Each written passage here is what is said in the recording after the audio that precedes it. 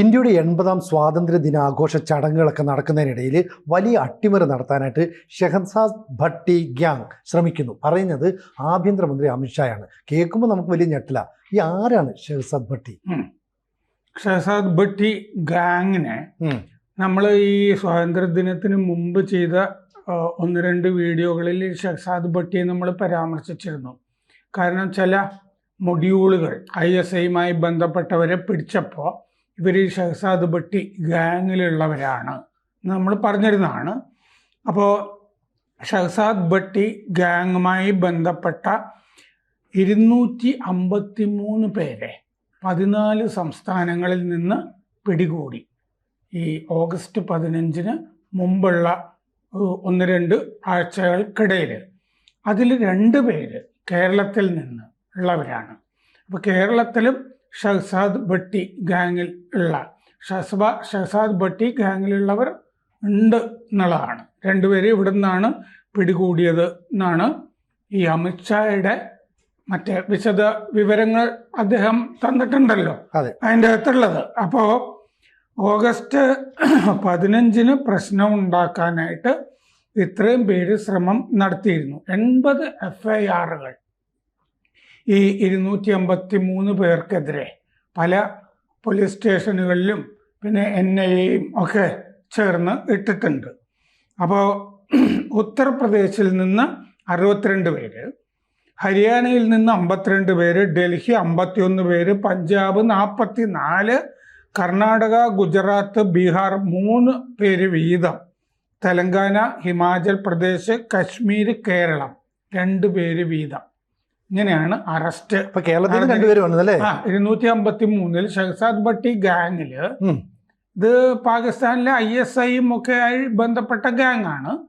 അതിൽ കേരളത്തിൽ നിന്നുള്ള 2 പേര്, അത് കൂടുതൽ ചോദ്യം ചെയ്ത് കൊണ്ടിരിക്കുന്നത് കൊണ്ടാണ് അവരെ പറ്റിയിട്ടുള്ള വിവരങ്ങൾ പുറത്തുവിടാത്തത്. ഈ ഷെഹസാദ് ഭട്ടി എന്ന് പറഞ്ഞ ആൾ കൊള്ളക്കാരനായിട്ട് നടന്നിട്ട് ഭീകരനായിട്ട് മാറിയ ആളാണ്. 333 എന്ന ആൾക്കൊരു ഇരട്ടപ്പേരുണ്ട്, വിളിപ്പേരുണ്ട്. 333 എന്ന് വിളിപ്പേരുണ്ട്. 45 വയസ്സാണ് അയാൾക്ക്. ഈ ബിസിനസ് നടത്തുന്നുണ്ട്. പിന്നെ അതുപോലെ തന്നെ ഈ ഇൻഫ്ലുവൻസറാണ്, യൂട്യൂബ്, ടിക്ടോക്ക് തുടങ്ങിയ സ്ഥലത്തൊക്കെ. പിന്നെ റിലീജിയസ് കമൻറ്റേറ്റർ എന്ന് പറഞ്ഞാൽ മതപരമായ പ്രഭാഷണങ്ങളും വ്യാഖ്യാനങ്ങളും ഒക്കെ നടത്തിക്കൊണ്ടിരിക്കുന്ന ഒരു കൊള്ളക്കാരനും കൂടിയാണ് അയാൾ. എന്ന് പറഞ്ഞാൽ ഒരു ഗ്ലോറിഫൈഡ് ടെററിസ്റ്റ് ആണ്. അപ്പോൾ 2013 ആദ്യമാണ് ഇയാളുടെ പേര് കേൾക്കുന്നത്, ഭട്ടിയുടെ. അത് കൊള്ളക്കാരൻ എന്നുള്ള നിലയ്ക്കാണ് 2013 ഇയാളുടെ പേര് പുറത്തു വരുന്നത്. പിന്നെ ബലാത്സംഗി എന്നുള്ള നിലയ്ക്കും അയാളുടെ പേര് പുറത്തു വന്നത്. ലഹോറിലെ അധോലോകം അതിൽ ഉൾപ്പെട്ട ആളായിരുന്നു ഷെഹസാദ് ഭട്ടി 2013-ലൊക്കെ. 2015 അയാൾ UAEയിലേക്ക് പോയി. ഇപ്പോഴും UAEയും ഒക്കെ കേന്ദ്രമായിട്ടാണ് അയാൾ പ്രവർത്തിക്കുന്നത്. ആ റൂട്ടിലായിരിക്കും ഈ കേരളത്തിലേക്കും ഇത് പടർന്നത്. അപ്പോൾ 2015 UAE പോയി.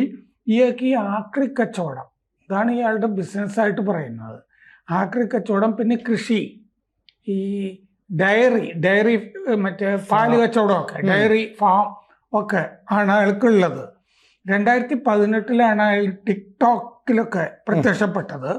ലോറൻസ് ബിഷ്ണോയ് ഗാങ്ങില്ലേ, അതിൽ ലോറൻസ് ബിഷ്ണോയുടെ സുഹൃത്താണ് ഷെഹസാദ് ഭട്ടി എന്ന് പറയപ്പെടുന്നു. നമ്മൾ ഈ പഞ്ചാബിലൊക്കെ പല സ്ലീപ്പർ സെല്ലുകളെയും പിടിക്കുമ്പോൾ, മൊഡ്യൂളുകളെ, ഇവരൊക്കെ സിഖുകാരാണ്. ഇവരെങ്ങനെയാണ് ISIയിലൊക്കെ ചേരുന്നതെന്ന് നമ്മൾ അത്ഭുതപ്പെടും. ഷെഹസാദ് ഭട്ടി ഗാങ്ങിൽ ഒക്കെ ഇത്തരം ആളുകളുണ്ട്. അപ്പോൾ സീഷൻ അക്തറുമായിട്ടും ബന്ധമുണ്ട്. സീഷൻ അക്തർ എന്ന് പറഞ്ഞാൽ ഈ ബിഷ്ണോയ് ഗാങ്ങിൽ പെട്ട ആളാണ് സീഷൻ അക്തർ. അയാളാണ് 2024 ഈ മുമ്പ് MLA ഒക്കെ ആയിരുന്ന ബാബ സിദ്ദിഖിയെ കൊന്നത്. മുംബൈയിൽ ബാബ സിദ്ദിഖിയെ ഒരു ഞായറാഴ്ച പുലർച്ചെ കൊലപ്പെടുത്തിയത്. അപ്പോൾ 2024 മാർച്ചിൽ ജലന്ധറിൽ ഈ സോഷ്യൽ മീഡിയ ഇൻഫ്ലുവൻസറായ റോഷൻ സന്ധുവിൻ്റെ വീടിൻ്റെ അടുത്ത് ഗ്രനേഡ് ആക്രമണം നടത്തിയത് ഈ ഭട്ടി ഗാങ് എന്നാണ് അന്വേഷണത്തിൽ കണ്ടെത്തിയിരിക്കുന്നത്. ISIയുമായിട്ട് ബന്ധമുണ്ട് അയാൾക്ക്. അയാള് പിന്നെ 1 വർഷമായിട്ട് നമ്മുടെ കേന്ദ്ര ഏജൻസികളുടെയൊക്കെ നിരീക്ഷണത്തിൽ ആണ് ഷഹസാദ് ഭട്ടി. അയാളെ പിടിച്ചിട്ടില്ലല്ലോ, അയാളെ അജ്ഞാതർ കൈകാര്യം ചെയ്യേണ്ട കേസ് ആണ്. ക്രോസ് ബോർഡർ ടെററിസം എന്ന് പറഞ്ഞാൽ അപ്പുറത്ത് നിന്ന് ഇന്ത്യയിലേക്ക് വന്ന് ആക്രമണം നടത്തുന്ന ടെററിസ്റ്റ് ഗ്രൂപ്പാണ് ഇയാൾക്കുള്ളത്. അപ്പോൾ ഈ അംബാല ഹരിയാനയിലെ അംബാലയിലെ ബൽദേവ് നഗർ സ്റ്റേഷനിൽ ഈ IED കാർ ബോംബ് സ്ഫോടനം നടന്നിട്ട് അതിൻ്റെ കുറ്റപത്രത്തിൽ ഷഹസാദ് ഭട്ടിയുടെ പേരുണ്ട്. എന്ന് പറഞ്ഞാൽ അംബാലയിലും മുമ്പ് അയാൾ IED സ്ഫോടനം ആസൂത്രണം ചെയ്തിട്ടുണ്ട്.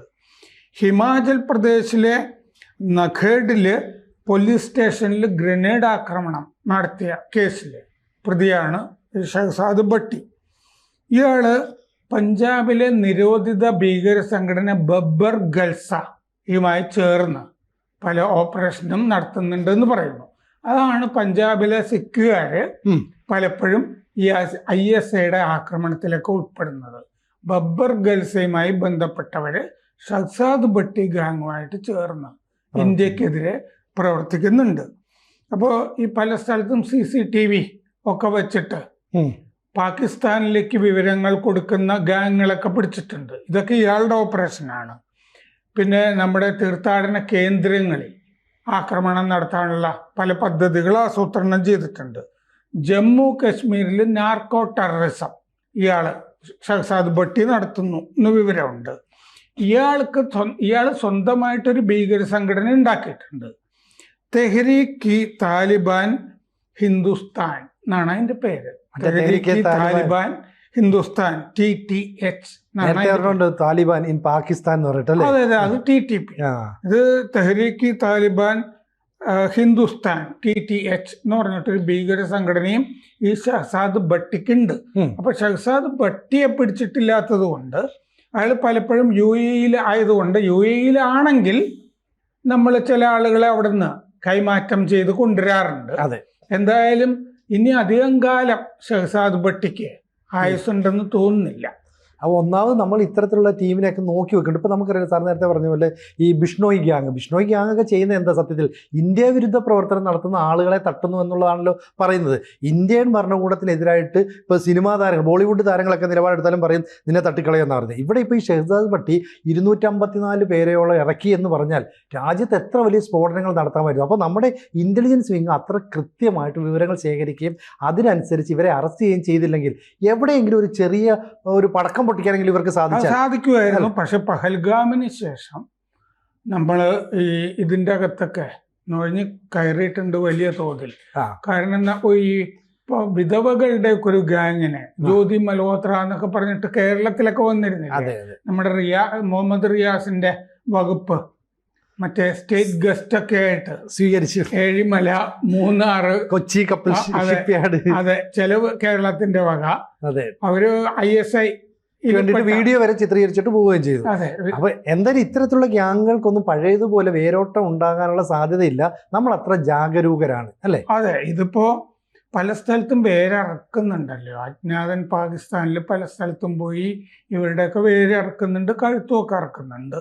അപ്പോൾ ഈ അമിത്ഷാ വെളിപ്പെടുത്തിയത് സത്യത്തിൽ നമ്മളെ സംബന്ധിച്ചും ഞെട്ടൽ ഉളവാക്കുന്നതാണ്. കാരണം ഷഹസാദ് ഭട്ടി ഗാങ്ങിലെ 2 പേര് കേരളത്തിൽ നിന്ന്, ഞാൻ ഷാ പറഞ്ഞു എന്ന് കണ്ടപ്പോൾ തന്നെ കേരളത്തിൽ ആരെങ്കിലും ഉണ്ടോ എന്നാണ് നോക്കിയത്. അപ്പോൾ കേരളത്തിൽ നിന്ന് 2 പേര് ഭട്ടി ഗാങ്ങിൽ ഉൾപ്പെട്ടിട്ടുണ്ട് എന്നുള്ളത് നമ്മളെ സംബന്ധിച്ചിടത്തോളം ഉത്കണ്ഠ ഉളവാക്കുന്ന ഒരു വസ്തുതയാണ്. കൂടുതൽ വാർത്തകളും വിശേഷങ്ങളും നിങ്ങളിലേക്ക് എത്താൻ ABC മലയാളം സബ്സ്ക്രൈബ് ചെയ്യുക, ബെൽബട്ടനും അമർത്തുക.